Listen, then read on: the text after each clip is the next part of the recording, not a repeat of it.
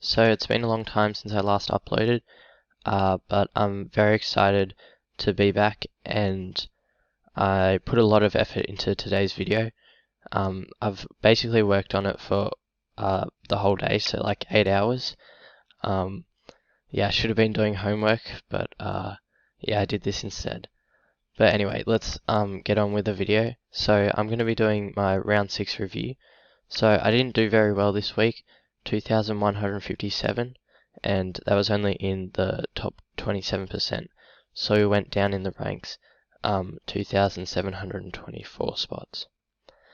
So this was mostly up to a few poor rookie scores, and I didn't do very well with my captaincy choice either. Okay, so let's get into the team. Okay, so first off, Cripps. So he was pretty good again. So that's 3 weeks of 100 plus scores. So yeah, I'm very happy with this selection. He looks like he's the main guy coming out of defence for Collingwood, or well, moving the ball forward. Like he's moved more into the midfield this year, so instead of just going off halfback, he's going and getting more inside 50s. So he's 6th in the comp right now for inside 50s. He also got his first goal this year since the Anzac Day game last year, and it was a really good goal. So basically, he was running he was like all the way at halfback. He got a 1-2 in the middle of the ground. He took a bounce and ran all the way inside 50, and yeah, kicked the goal from 45 meters out. So yeah. Anyway, so the next player here is Hewett. So this pick is basically gone as well as possible. So obviously it was 399k at the start of the season. So yeah, he's been really good for us, and I reckon he's almost right up there with some of the elite midfielders in the comp this year. So just a few of his best stats. So he's second in the comp for handballs, and he's also second for effective disposals. So yeah, he's an absolute must-have. Of course, everyone's probably already got him though. So the next player is Short. So it was good that he could bounce back this week with a 111 after he just got a 50 last week. So I was pretty confident in him though. I just really like the way he plays the game. So, like, because all of his teammates know that he's such a good kick, they always pass it to him, and obviously he kicks the ball like one of the most, like, his kick to handball ratio is one of the best in the comp. So he's leading the competition for kicks and meters gained. So having more kicks is really important in Supercoach because for an effective kick, you get 4 points, whereas for an effective handball, you only get 1.5 points. So all of that really adds up over the course of a season. So yeah, it's really important. So next player, a bit more disappointing than the first three, is Whitfield. So he's a really hard player to watch. He's just doing really badly, and it's yeah, I just can hardly watch it because he's one of my favorite players. So yeah, only averaging 78.2 this year. I really wish I'd traded him out earlier. So he isn't actually doing that bad in AFL Fantasy, which is like a reoccurring trend. He got 96 this week in AFL Fantasy, but only 65 in Supercoach. And this is because the two most important things in Supercoach, which aren't really important in AFL Fantasy, are contested ball and kicking efficiency, which are basically his two worst areas. So, I mean, I swear, like, Whitfield used to be one of the best kicks in the game. Like, he can kick with both feet. He's like #1 draft pick, super talented. But I don't know what's happened to him. He's just kicking lots of clangers. He'll kick the ball and he'll try to kick it up and it just rolls along the ground. Yeah, so he's 8th in the competition for clangers, which, yeah, I just didn't expect for him. like, I guess he wasn't that good with disposal efficiency last year either. So I should have read into that a bit more. But I thought that was just because of his injury, but obviously not. And the second thing, which is even worse really, is contested balls. So a lot of the time, like, of course he isn't, but it looks like he's trying to avoid contests. Like, he kind of just floats around the field, just kind of not getting involved in much. So he's averaging over 22 disposals, but he's actually only averaging like less than 5 contested possessions. So that's really worrying. And just to put that into perspective, that's less than Jack Riewoldt. So yeah, I definitely was expecting way more than Lachie Whitfield. So yeah, I won't trade him now because I've definitely got bigger problems in my team. But yeah, I mean, also 445k is not much, so I can't really get anyone good from trading him anyway. So we'll go on to daicos. He didn't have a great game, but it was still like way better than all of the other rookies. His break even of 80 is pretty concerning though. But yeah, I'll definitely keep him because obviously he has been playing well, an average of 84.8. And especially because he has a last buy, I reckon it's going to be good to hold him up until then. So O'Driscoll, like, I was feeling really good about fielding O'Driscoll this week, coming off 2 scores of 100 plus. But yeah, then he gets a 42, so that's not great. I mean, mccartin is concussed this week, so I think I'll even have to field O'Driscoll again because I definitely don't want to field the koning. So yeah, that's a little bit annoying, but yeah, hopefully he does better. So I think the main problem in his game was the ball just didn't go near him much. So obviously he plays in defence, and Fremantle got 56 inside 50s, whereas Carlton only got 38. Also, when he did get the ball, he didn't use it very well. He wasted it a few times. So I think it really summed up his night. I think it was in the second quarter, but I can't remember. He was running down the wing, so he had basically like so much space, and instead of going long or just keeping on running, he tries a short little kick, and it just goes out of bounds on the full. So yeah, that really summed up his night for me. So mccartin, was really unfortunate because he got subbed off with concussion, which, like, obviously with his history is especially bad. I think it's been said that it wasn't too bad, so he should only miss 1 or maybe 2 weeks. Yeah, so I definitely won't trade him because obviously there are a lot of other problems in the team. And yeah, also he should be a good loophole as well because West Coast are playing first this round, and obviously like Hough and Dixon are potential loopholes for me. So anyway, on to the next player, which is koning. So obviously 66 isn't a great score, but it's still his highest for the season. And there were a few good signs. So obviously, like, we still saw his intercepting ability. That's his like best thing, his main strength. But also we saw him get involved a bit more with some cheaper disposals. So yeah, just getting handball receives or a few marks around the ground. And he hasn't really been doing that in previous games. So that was pretty good to see. So anyway, we'll move on to the midfield. And we have Jack Macrae. So 92, it's pretty bad for someone who we paid almost 700k for. But yeah, I don't think there's much to worry about. So basically he's 27 years old, which is obviously the prime of his career. He's averaging 128.3 so far this season. he hasn't missed a game in the last 4 seasons, and he's averaged over 120 for the last 5 seasons, of which 3 seasons he's been averaging over 125.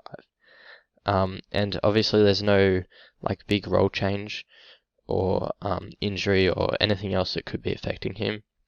So yeah, there's just absolutely no reason to trade him. So yeah, he'll definitely bounce back. So he is playing Essendon next week, who are 1-5 as well. And last time he played them, he scored 154, so that was pretty good. And then the 2 times before that, he scored 122 and 137. So yeah, definitely should be able to bounce back in that game. He was also on 67 at halftime, so yeah, it was just a bit of a quiet second half that resulted in this score. Also, it's a bit of a strange stat that I don't think really has much relevance, but he had 0 inside 50s this week, which is really rare for him. It's actually the first time that he's done so since round 2 2020. But anyway, we'll go on to the next player, Jack Steele. So a few people were concerned with his slow start this year, but he actually did the same thing last season. So in round 1 this year, he scored 87, and in round 1 last year, he scored 91. Luckily, unlike George Supercoach, I've held him so far. So yeah, it's turned out pretty well. Definitely you don't want to overreact when someone who's got proven history of premium scoring just drops a slightly below average score in round 1. So another cool stat is that every round so far this year, Steele has improved his score like compared to his last round score. So yeah, hopefully he can continue doing that for a bit longer, and yeah, should be good. Okay, so Neale.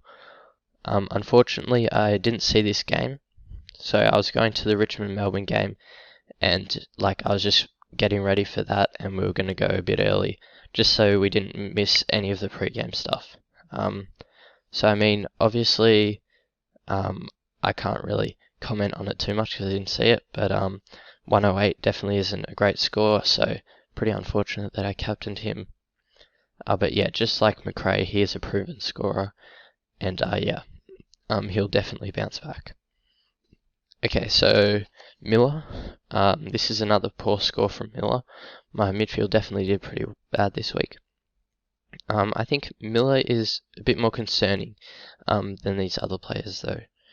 So after the first 2 rounds, he's actually averaging less than 100 points. And yeah, I'm not really sure why that's going on. I don't think I'll trade him out right now. Because Grundy's injured, so I'm going to have to trade him. Plus, I want to obviously be doing an upgrade this week. So yeah, that's basically impossible to do those 2 things and trade Miller out. So yeah, I'll watch him pretty closely next week and try to put my finger on what's the problem with him. Like if you think you have like a good idea about why Miller's scoring has been going down recently, maybe you can comment below. But yeah, he's definitely could be traded out in the next few weeks if he doesn't improve. Okay, so the next player is Paddy Cripps. I'm pretty happy that I held him because obviously he had a hamstring, but then he came back with just 1 week out.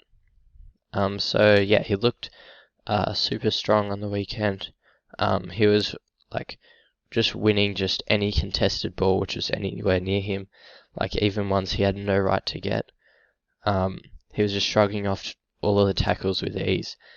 Even Sean Darcy had him in a really good tackle, he just shrugged him off.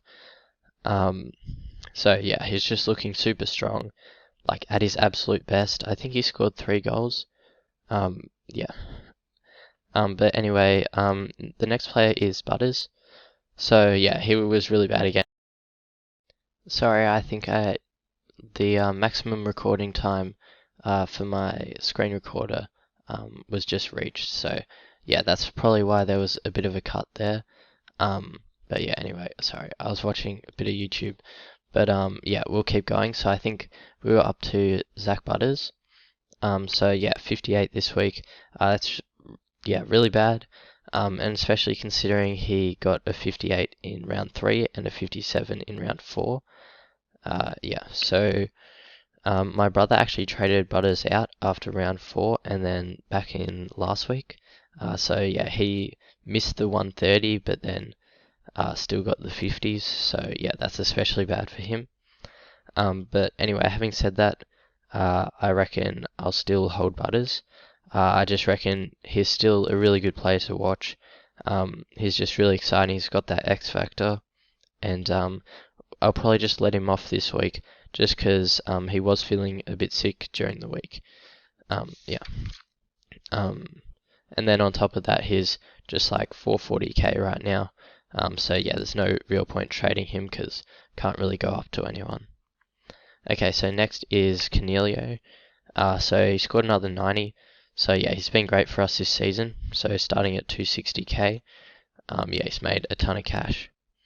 So yeah, his CBAs have been down since round 3, but even though he's starting off half forward, he does drift up the ground a bit, and he's still having a pretty big impact with 7 stoppage clearances on the weekend, which was the most for any player in that game.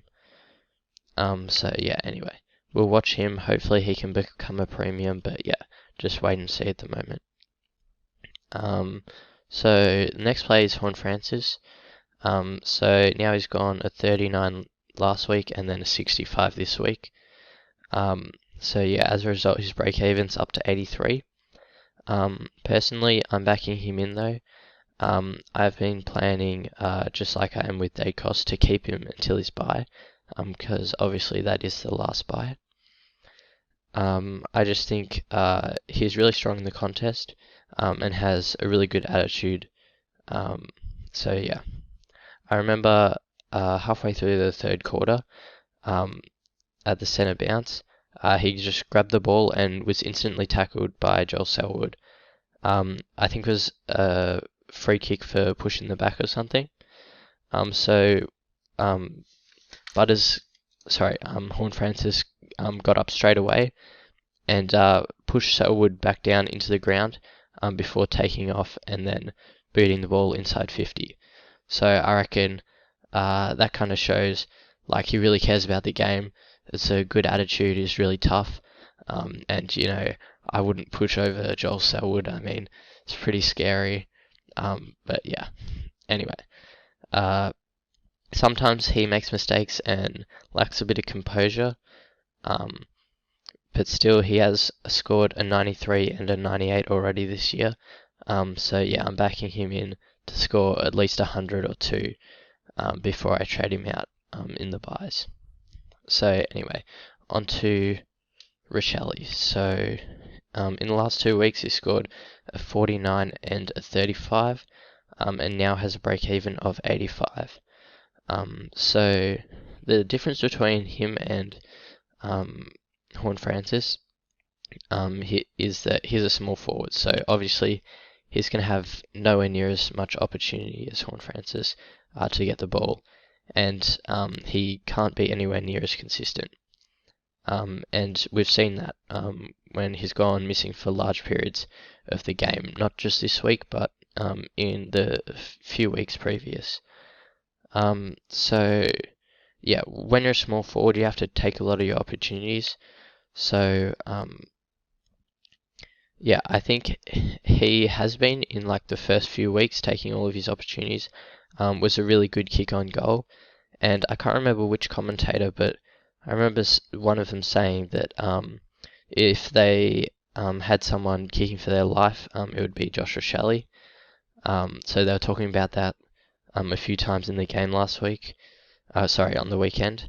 But then Josh Rachele actually missed 2 pretty gettable goals. So yeah, that was pretty unfortunate. So yeah, I'm thinking definitely with this break even, definitely a good chance to get traded out of my side this week. Okay, so Josh Ward. This one's a little bit frustrating because he did score 128 in his preseason game.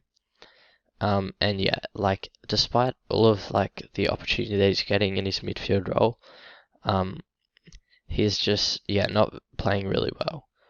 I mean, he did get 5 tackles, but yeah, just isn't getting enough of the ball. And when he does, his efficiency isn't that good.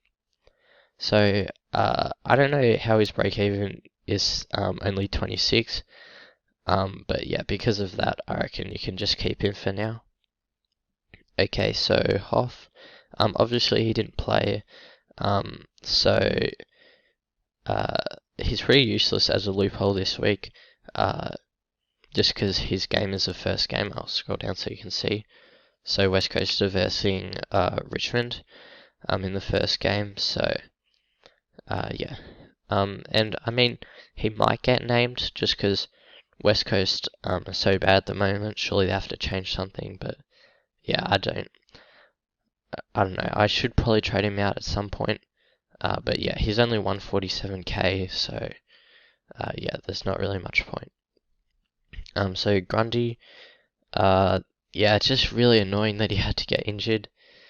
Like I saw his knee, like the knee clash with Draper, in the rock contest, and I mean, like then he started limping after that, and it was like, oh well, he's obviously got a PCL injury. But then suddenly he was better and he played out the rest of the game, so I thought it was fine. But yeah, it turns out now that it actually was a PCL injury, so yeah, probably got to trade him. And yeah, that definitely messes up a lot of my trade plans for this video, but yeah, we'll go into that a bit later. Okay, so Dixon, obviously he's got the calf injury, so hopefully we'll be back next week, but it could take another week or two. So Bailey Williams isn't playing that well at the moment, so I reckon Dixon could even be number 1 ruck when he returns. Of course, assuming that Nick Nat is still out. So yeah, definitely I would hold Dixon. And then Preuss on the bench. Yeah, he's averaging 109.3 so far this year, which is just crazy. He went up 93.7k, sorry. Yeah, which is just huge. And his break even's still just 46. So that's really good. So he started out the game pretty poorly with 2 free kicks against, and was actually on -10 Supercoach for a little bit. He went on to score a goal after that though, and recovered his score to 37 by quarter time. So Marshall and Hayes were both injured. So late in the game when Marshall was off, Preuss was able to dominate against Josh Battle, who I mean obviously isn't a ruckman and yeah, didn't want to be rocking. But yeah, to be honest, Preuss really dominated all game, even when he was up against Marshall. And I mean, he didn't only dominate in the ruck, he also dominated in the air. So I think he took 4 contested marks, which I mean isn't a heap, but still pretty good, and it was equal highest for that game. So yeah, he's definitely a must-have. Yeah, I mean, even if you missed out on him this week for some reason, yeah, I would just probably trade him in. Okay, so now Josh Dunkley. I probably should have VC'd him instead of Macrae. But yeah, I'm really happy with his scoring. And yeah, to be honest, like it was expected. Everyone knew that he was going to do well. So basically everyone's got him. So yeah. Anyway, we got Heeney. Yeah, it's been kind of strange this year because like a lot of people, including me, were going to pick him at the start of the season. But then we saw he didn't get many CBAs in the practice match. So a lot of people ended up not picking him, including me. But just in like the first 2 weeks, even without a lot of CBAs, he was still playing really well. So I just had to trade him in.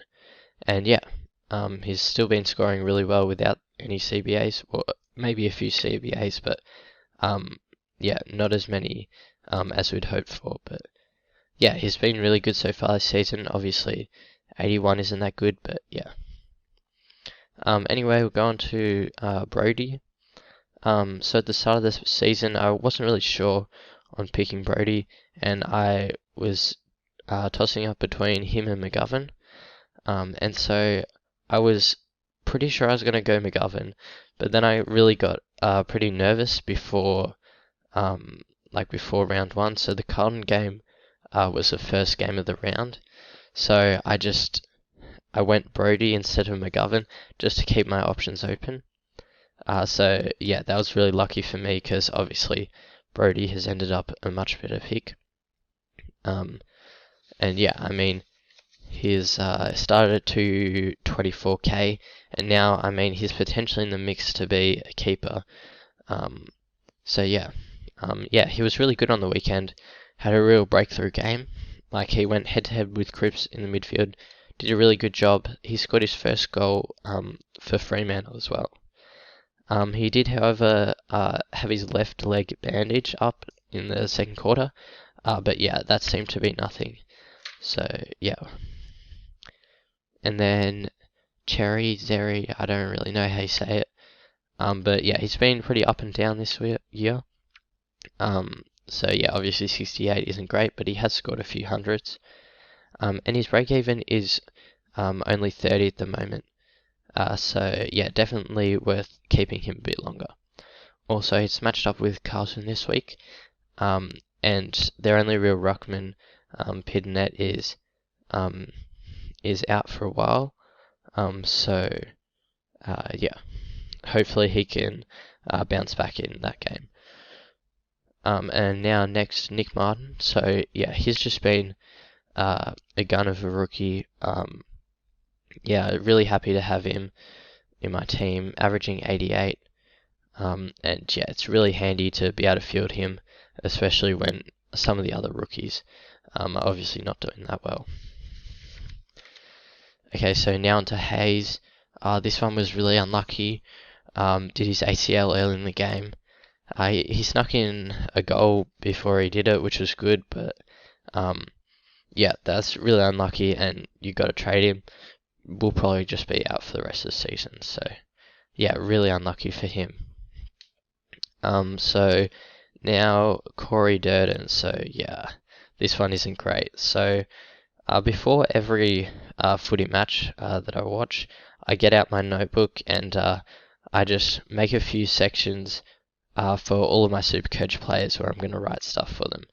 And sometimes I forget a few players. And then obviously I add them back in when I see them during the match. I actually did not add Durdin in back, like I didn't add him into my notebook at all, just because I didn't see him at all, like for the whole game. Yeah, didn't remember that he was playing at all. So that's really bad. I mean, now he's break even 60. Yeah, I understand if you want to trade him. But yeah, it's kind of hard to trade him because he's only 200k, so I don't know, I'll probably hold on to him. I have a few bigger issues to do this week, but yeah, I can't believe I literally did not see him all game. But anyway, the last player we're going to talk about, macdonald. A bit like Ward, he's just not scoring very well, but he does have some decent job security, which is at least one good thing. He doesn't have the upside that Ward has, or at least I don't think he does, because he is playing more forward than midfield, which is unlucky. So for that reason, I think it's understandable if you want to get him out of your team. But he does only have a break-even of 24, so keeping him is perfectly fine as well. Okay, so now finally onto the trades. I want to trade out Hayes, obviously, and then I'm going to trade out Rachele. And then for them, I'm going to get in the other Hayes. Move this, sorry. Get in the other Hayes. Sorry, I've got to use a bit of DPP to get in the ruck. So yeah, obviously 94 this week. He looked really good. With Lysett out, he should be the number one ruck. So yeah, that should be good. And also I'm gonna get, sorry, the maximum recording time was reached again, so yeah, it's so annoying because I have to wait 15 minutes to like download or whatever, like download the video, and then I can start recording again. So yeah, it's pretty annoying, but yeah, whatever. So we're up to Clayton Oliver. So yeah, he was the obvious trade in. It's just it's annoying that he got the 168 just before we traded him in, because obviously we don't get that score now, and like he would have gone down a lot more if he got a lower score. And also now everyone's going to be getting him in because he got such a high score. But yeah, whatever. Anyway, I was going to do these trades, but then Grundy got injured, so obviously we got to trade him out as well. I didn't want to use my boost, but like I've been saving all my trade boosts, but yeah, we're going to have to use it here. So I was going to trade in Petrarca. He's really the only guy to trade in around this price. I have to do a few DPP moves to get him in, but yeah, honestly, if I clear filters and go players I can afford, like you see Tom Green, I guess maybe you could trade him in, but then you got like Houston, Penderbury, Crouch, McCluggage. I mean, there's, apart from Petrarca, there's not much. I think his break-even's 119 now. So I mean, it's not great, but yeah, he should stop falling in price pretty soon. So yeah, trade him in. That's the obvious move. We'll complete trades. We're only just able to do that. But yeah. So now I'll look to set my field for this week. So I'll just optimize real quick. And damn, 2,350.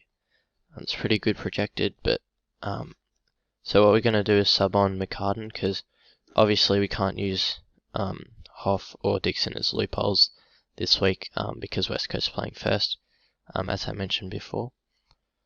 And then we will see. I'm just going to sub MacDonald for Butters, just because I don't want to field like MacDonald or Durdin in the forward line. And I'd rather field horne-francis in the midfield. And now to choose our vice captain and captain. So I think what we're going to do this week is go for Clayton Oliver against Hawthorn. Hawthorn, I mean, they're not great. Yeah, I mean, some people might disagree with that, but yeah. And then we'll go. It's a difficult decision between Macrae and Neale. I mean, we could even captain Steele, but I think we'll just back in Macrae. So yeah, that's basically the end of the video. Thanks for watching, and yeah, like and subscribe.